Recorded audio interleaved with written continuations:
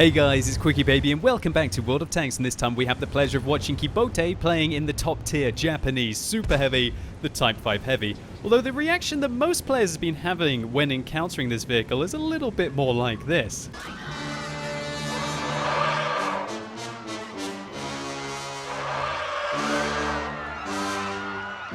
Run! It's Godzilla!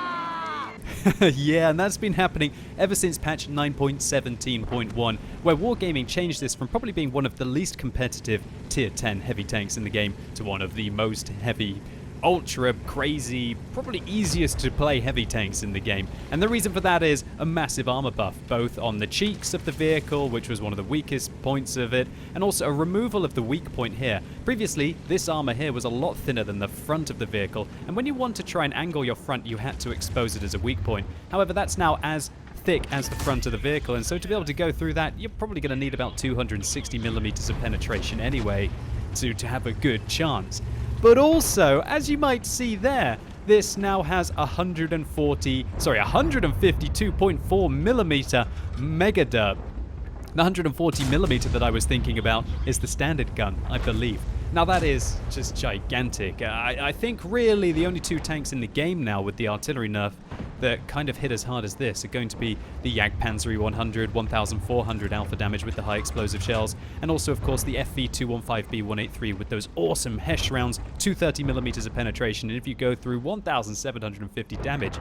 But the difference is that this thing has a fully traversable turret, and also this thing has a much better rate of fire. This thing's firing over 3 rounds a minute when you do get it fully equipped, as it has 3 rounds a minute base rate of fire, which is utterly incredible. Also think about the fact that this tank's armor knocks the FV215B183 for 6. And it also, I guess, kind of destroys the Jagdpanzer 100, especially if you manage to get the lower plate of that vehicle and you get the side armor. So all in all, that means that the Type 5 Heavy is just a pure monster, and you know, I think you can be calling this tank Godzilla.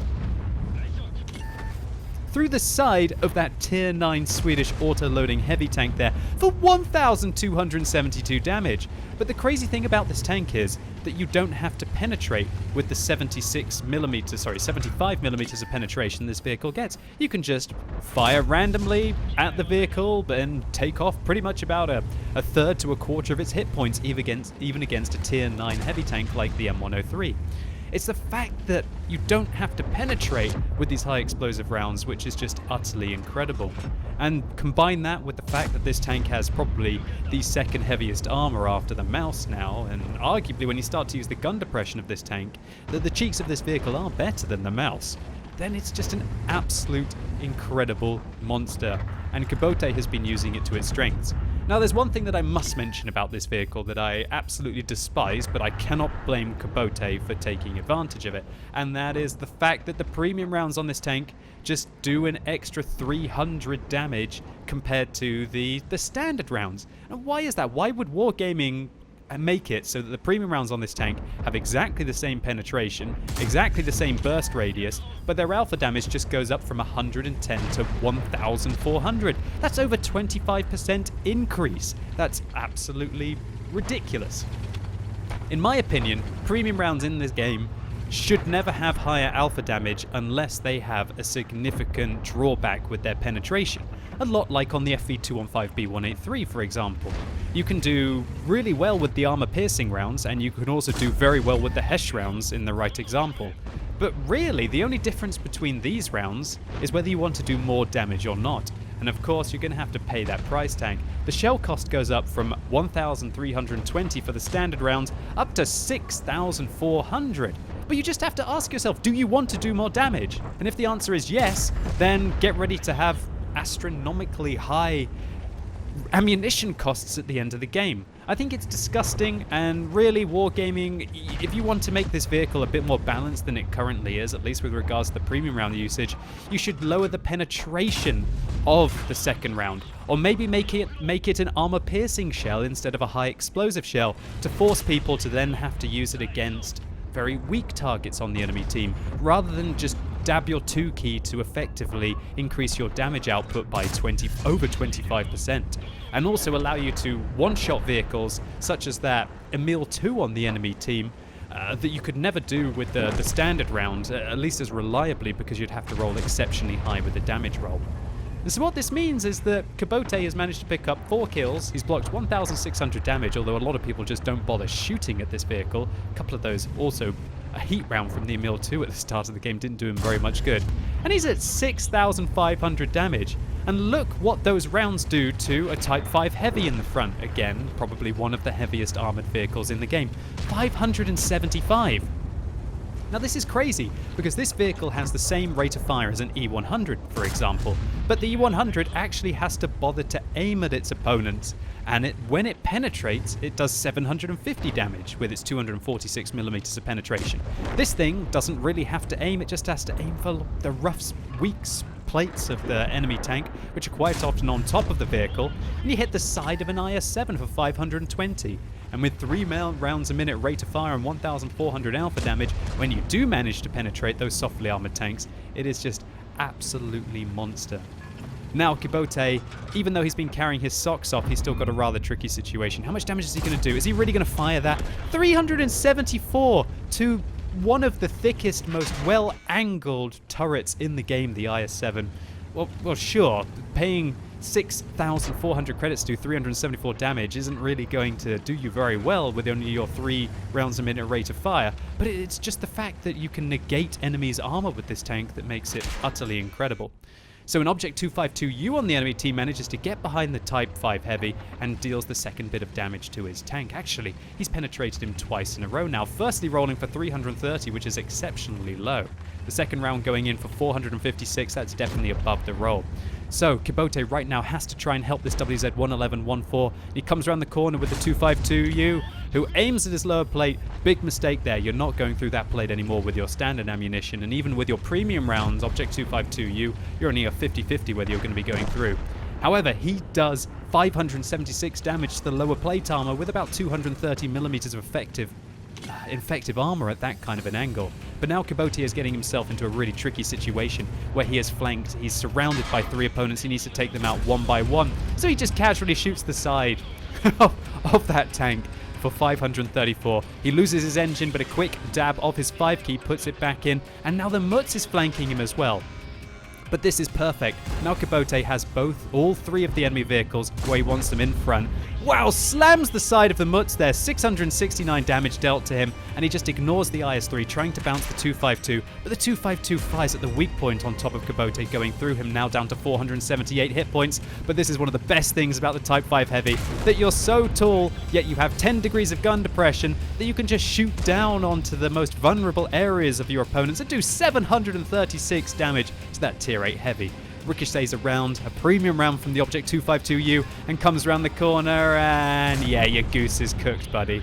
7 kills, 10,500 damage, and I think Kebote thinks that the game is over. He's just stopped. Maybe he's taking a screenshot, maybe it'll last longer. Maybe he's like, hey mom, get the camera! I don't know, Kebote, you could be a 40-year-old man anyway. And if you were a 40-year-old man anyway, there's absolutely no difference. You should still call your mum to get the camera, because holy moly, you have had a fantastic game here. But yeah, I think you literally thought that the game was done. But now there's a realization, oh gosh, there's a Tier 9 Swedish tank destroyer on the enemy team who has 288mm. Or actually, sorry, it's about 308mm of base penetration. And if he fires those premium rounds, it's 350. Now, he's definitely going to have to penetrate him twice here. I really don't think that 390 is going to roll as 478. But Kebote, remember, with these alpha shells, he could manage to penetrate the very weak armor of the Stridsvagn 1030 for massive damage. Now, where is he going to be? He hasn't actually been spotted all game. So where would I be if I wasn't spotted all game? Well, probably in the bush locations there, but it's inanimate. Oh dear, no, disappointment at the end of the game. Yeah, the Stridsvagn 1030 is AFK. The first shell 592, the second shell does 687, and he just reloads to finish him off. Pick up the Radley Walters, but even without the free damage that Kebote managed to pick up at the end of the game, this was still a monster carry with 7 kills and 10,500. So Kebote picks up his first mark of excellence for this game. Congratulations to you, and unsurprisingly an ace, considering this was 1,743 base experience points. That's one of the highest base experience points I have ever seen for a tier 10 vehicle. For his 8 kills and 12,000 damage, and as I mentioned, if the tank hadn't been AFK at the end, this would have still been 10.5k and 7 kills, which is almost just as impressive. So Kebote also picks up a steel wall and a high caliber medal. What kind of a steel wall was this? Well, yeah, 4,500, 1.5 hit points worth of his tank bounced on the enemy. But I expect his ammunition bill was very expensive. Oh my word, 147,000 credits on ammunition. But you know what? I can't even really blame Kebote for spending that much on ammunition, because frankly, he's just playing the tank to its optimum capacity. For most vehicles that don't have premium high explosive rounds, if you manage to penetrate with your standard ammunition, you'll do the same average damage, and effectively you're just saving yourself credits. However, with this vehicle, unless you know that your opponent's on very low hit points and the 1,100 alpha damage is going to be sufficient to kill them,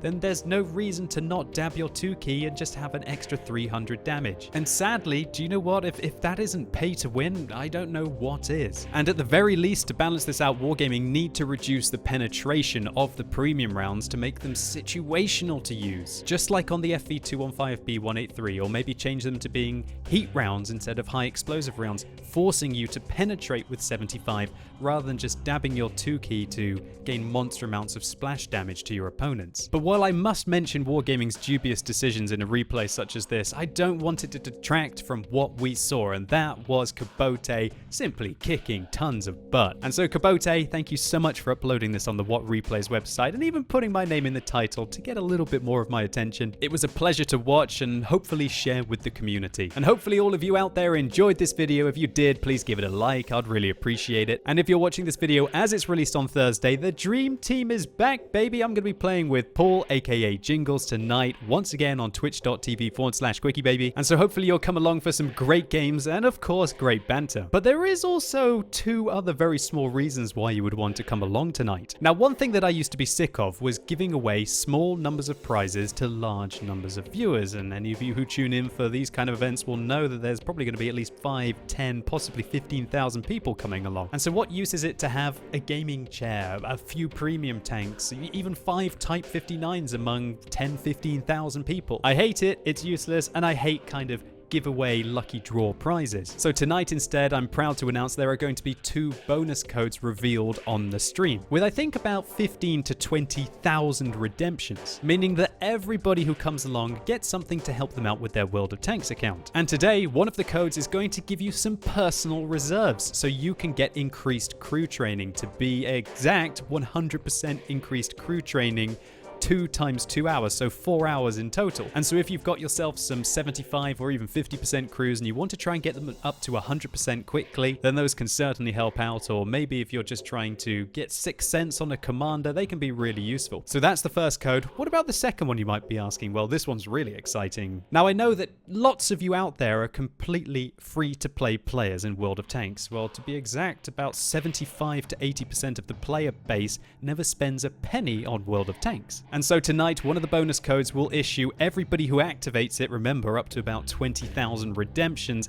a day of premium time. And so if you're a free-to-play player, this is an opportunity to have 24 hours of making additional experience, additional credits, which will of course not only give you a very shiny garage, but also enable you to maybe grind through one of the tanks you are wanting to a lot faster, or make a load of credits to save up. And of course, I'll be opening up the tank poll so you can vote on any tanks that you want me and Jingles to play. And I have a sneaking suspicion about what one of them might be. And so hopefully I see all of you right now on twitch.tv/QuickyBaby. And as always, thank you so much for watching. You've been epic, and hopefully I'll see you soon.